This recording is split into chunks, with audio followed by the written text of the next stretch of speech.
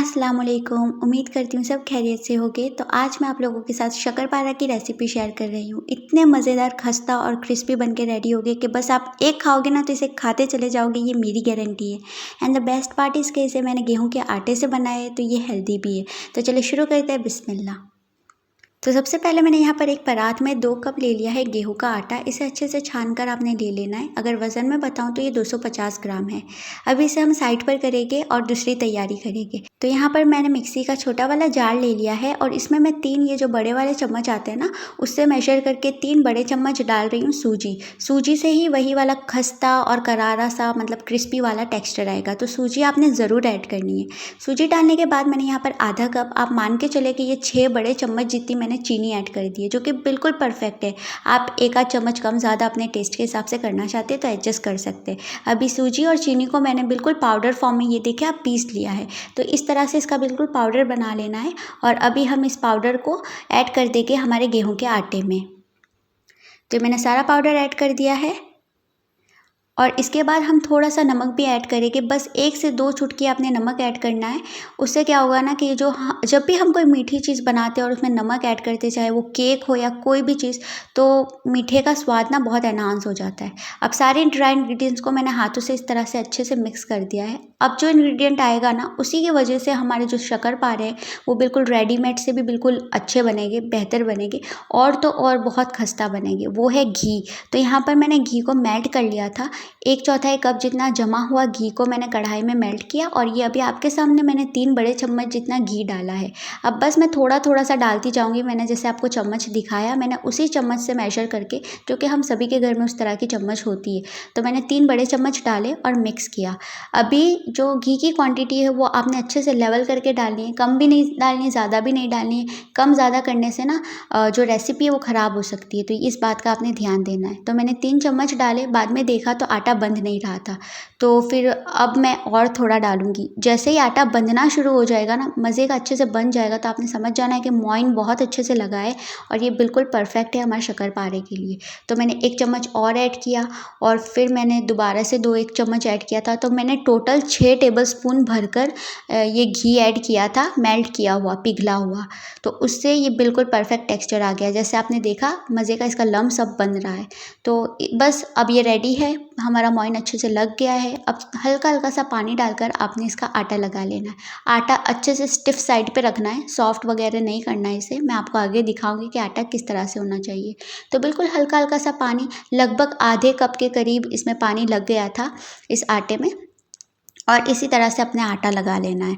बस हल्का हल्का सा पानी डालना है और अब बस जैसे ही आटा इकट्ठा हो जाएगा ना, तो फिर बस 1 मिनट के लिए आपने इसे गूंद लेना है। इसकी बेस्ट चीज़ यही है कि इसमें ज़्यादा मेहनत मशक्क़त की ज़रूरत नहीं है। आटे को भी इतना गूंदने की आपने ज़रूरत नहीं है। बस 1 मिनट के लिए गूना और ये देखिए कुछ इस तरह से आपका आटा होना चाहिए। थोड़ा सा रफ़ टेक्सचर होगा इसका और जब आप इस तरह से तोड़ोगे ना तो जालीदार सा इसका टेक्सचर होगा। अब बस इसे 10 से 15 मिनट आपने इसे ढक कर रख देना है। 10-15 मिनट के बाद अब मैं आपसे मिलती हूँ। अच्छा जी, 10 मिनट के बाद ये देखिए हमारा आटा ये ऑटोमेटिकली थोड़ा सा स्मूथ हो जाएगा और हल्का सा ना और थोड़ा स्टिफ हो जाएगा। तो ये परफेक्ट आटा है हमारे शक्करपारे के लिए। यहाँ पर ये देखिए थोड़ा स्मूथ हो गया है। अब मैं इसके 2 हिस्से कर लूँगी। तो 2 पोर्शन में मैंने इसे डिवाइड कर दिया इस तरह से। एक पोर्शन लूँगी और इसे हाथों से थोड़ा सा फ्लैट कर लूँगी और हाथों से ही थोड़ा सा मैं इसे बढ़ा भी लूँगी इस तरह से।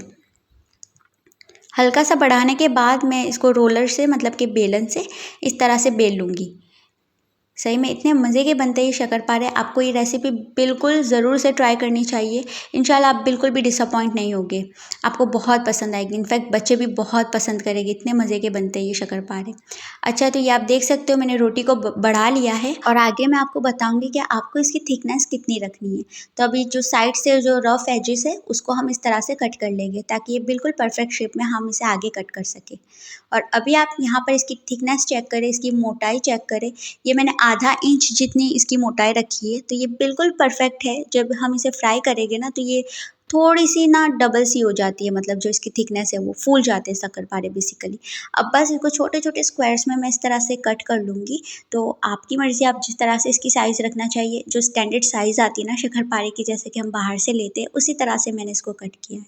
अच्छा, ये सारे मैंने रेडी कर लिए थे और अब यहाँ एक कढ़ाई में मैंने तेल को अच्छे से गरम किया है मीडियम फ्लेम पर। लगभग 12 से 15 मिनट के लिए मैंने मीडियम फ्लेम पर तेल को गरम किया था। अभी आप यहाँ पर देखिए मैंने आटे की छोटी-सी बॉल डाली है, तो बबल्स आ रहे हैं, लेकिन एक साथ ऐसा भी नहीं हो रहा है कि जो बॉल है आटे की वो एकदम से ऊपर आ गई। तो इस तरह से ही तेल को गरम होना चाहिए और फिर आपने एक-एक करके शक्करपारे डालते जाने हैं और जैसे ही आप शक्करपारे डालोगे आपने फ्लेम को बिल्कुल हल्की कर देनी है और हल्की फ्लेम पर ही इन शक्करपारे को हमें फ्राई करना है। ये की पॉइंट है, आप याद रखें, बिल्कुल लो फ्लेम पर ही आपको फ्राई करना है इन शक्करपारे को, तभी ही वही खस्ता वाला इसका जो टेक्सचर है वो आ पाएगा और अंदर तक पकेंगे शक्करपारे। तो इस तरह से मैंने शक्करपारे ऐड कर दिए हैं, जितनी मेरे कढ़ाई में समा सकते थे उतने। और अब 1 मिनट के बाद मैंने इसमें चम्मच चलाया और इसकी साइड्स ना थोड़ी इधर-उधर चेंज कर दी और लगभग मैंने इसे लो फ्लेम पर 3.5 से 4 मिनट के दरमियान में पकाया था और ये बिल्कुल परफेक्ट अंदर तक पके थे और क्रिस्पी और खस्ता मज़ेदार रेडी हो गए थे। तो जब 3.5 से 4 मिनट के बाद आपको इस तरह से इसका कलर दिखने लगे, खूबसूरत सा बड़ा गोल्डन सुनहरी सा, तो आपने इसको बाहर निकाल लेना है, क्योंकि जब बाहर निकालोगे ना तब भी इसका एक टोन तक जो कलर है वो डार्क हो ही जाता है, क्योंकि कैरी ओवर कुकिंग की वजह से। तो ये मैंने सारे शक्करपारे बाहर निकाल लिए। आप इसके टेक्सचर से ही पता लगा सकते हो, जैसे आप स्क्रीन पर देख सकते हो इसमें लाइंस कितनी परफेक्ट आई है, जो कि एक परफेक्ट इंडिकेशन है कि अंदर तक हमारे शक्करपारे अच्छे से कुक हुए हैं, बिल्कुल खस्ता और क्रिस्पी है। और एक बात कि जब आप तुरंत इसे तेल से निकालो और ये गर्म हो गए तो आपको थोड़े से सॉफ्ट लग सकते हैं, तो इसलिए आप इसे बिल्कुल कंप्लीटली ठंडा हो जाने देना, बाद में खाना, तो आई प्रॉमिस बिल्कुल खस्ता और क्रिस्पी रहेगी ये। तो इसको ठंडा हो जाने देना, तो ये क्रिस्पी और ठंडे हो आई मीन क्रिस्पी हो जाएंगे।